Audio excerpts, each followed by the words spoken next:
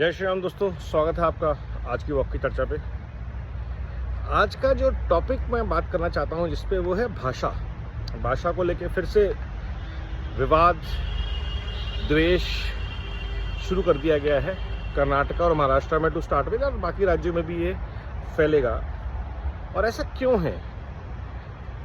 ये राजनीति उन लोगों की होती है जो भाषा के नाम पर अपनी वोट बैंक चमकाना चाहते हैं, क्योंकि भाषा से क्षेत्र और जाति को आसानी से जोड़ा जा सकता है। भारत में हर राज्य की अपनी भाषा है और भाषा का रोजगार से, भाषा का व्यापार से कुछ ज़्यादा लेना देना होता नहीं है, क्योंकि व्यापार की भाषा सब समझते हैं। लेकिन भाषा के नाम पे लोगों को लड़वाना बहुत आसान है। तमिल का हिंदी से लड़वाना, कर्नाटका को गुजरात से लड़वाना, मराठी को किसी और भाषा से लड़वाना, ये बहुत आसान है, क्योंकि आप भाषा को संस्कृति संस्कारों से जोड़ देते हैं और भूल जाते हैं कि भारत एक संस्कृति और एक संस्कार से जुड़ा हुआ देश है जो है सनातन। और इसी को ख़त्म करने के प्रयास में बार बार भाषा का विवाद लाया जाता है। वरना गुजरात में, दिल्ली एनसीआर में किसी को फ़र्क नहीं पड़ता मराठी है, तमिल है, कुछ भी है। क्यों? और कर्नाटका में भी फ़र्क नहीं पड़ता, बॉम्बे में भी फ़र्क नहीं पड़ता, कहीं भी फ़र्क नहीं पड़ता, क्योंकि सबको पता है कि जो भी जहाँ आया है वहाँ काम करने, रोजी रोटी कमाने आया है।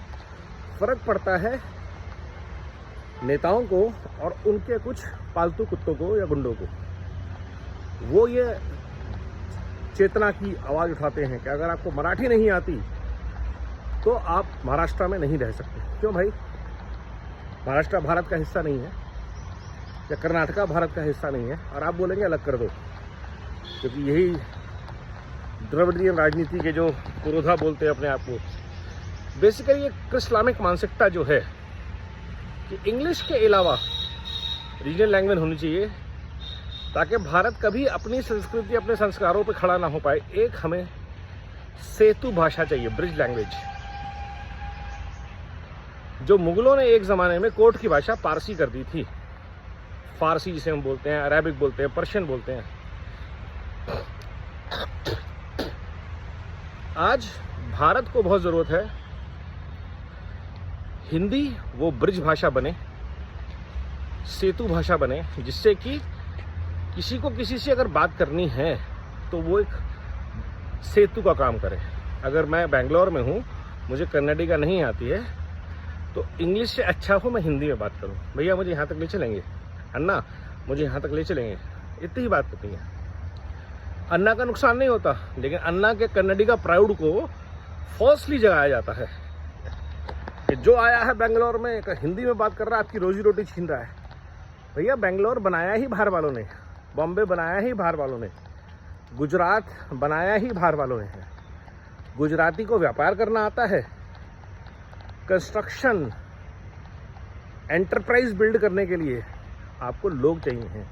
आज पंजाब में अगर बोल लोगे पंजाबी बोलो, तो पंजाब की 70% लेबर बिहारी है, और बिहार और यूपी पूरे भारत में मैन पावर सप्लाई के सबसे बड़े सेंटर है, क्योंकि उनके पास पॉपुलेशन है। वो उनका डेमोग्राफिक डिसएडवांटेज बोल लीजिए, एडवांटेज बोल लीजिए, लेकिन देश के लिए डिविडेंड ज़रूर है। क्योंकि आज अगर केरला, कर्नाटका, उड़ीसा, कहीं भी अगर यूपी और बिहार के लोग नहीं पहुंचते तो वहाँ मैन पावर क्राइसिस हो जाता है। ये रियलिटी है। तो इसमें ये प्राइड को लेकर आना बार बार लैंग्वेज की कोई बहुत अच्छी चीज़ नहीं है। Let everyone live with their language, their culture and pride. Let Hindi be the bridge. अंग्रेजी ही क्यों हमें चाहिए हर जगह? अंग्रेजी की जानकारी हो, लेकिन जिसकी जानकारी अंग्रेजी की नहीं है उसको आप ये नहीं कह सकते क्योंकि तेरे को अंग्रेजी नहीं आती तो तू रीजनल लैंग्वेज में बात करेगा, हिंदी में नहीं कर सकता, या अपनी मातृभाषा में जो भी इसकी माँ बोली है उसमें बात नहीं कर सकता। I can speak in Hindi, English, Punjabi, I can understand Gujarati, little bit of Marathi, Bihari, Bhojpuri, because primarily I have been in north India. लेकिन उसका ये मतलब नहीं है कि मैं अगर साउथ में जाऊंगा और मुझे तमिल, कन्नड़ी का नहीं आती, तो वहाँ के लोग या जनता या कल्चर मेरा स्वागत नहीं करता, वो कल्चर भी मेरा अपना है। जब मंत्र बोले जाते हैं मंदिरों में तो मैं समझ पाता हूँ,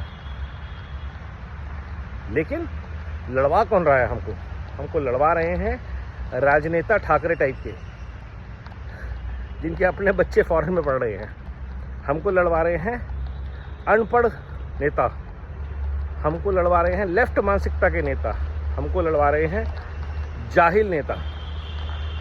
इनसे बचना है और देश को एक भाषा में बोलना है कि हम सब भारतीय हैं, हमारी संस्कृति और सनातन परंपरा को आगे बढ़ाएंगे, और जो हमारी मातृभाषा है, रीजनल भाषा है, उसके अलावा हम एक सेतु भाषा का सम्मान करेंगे जो हिंदी होनी चाहिए। नमो भारत, वंदे मातरम, जय हिंद।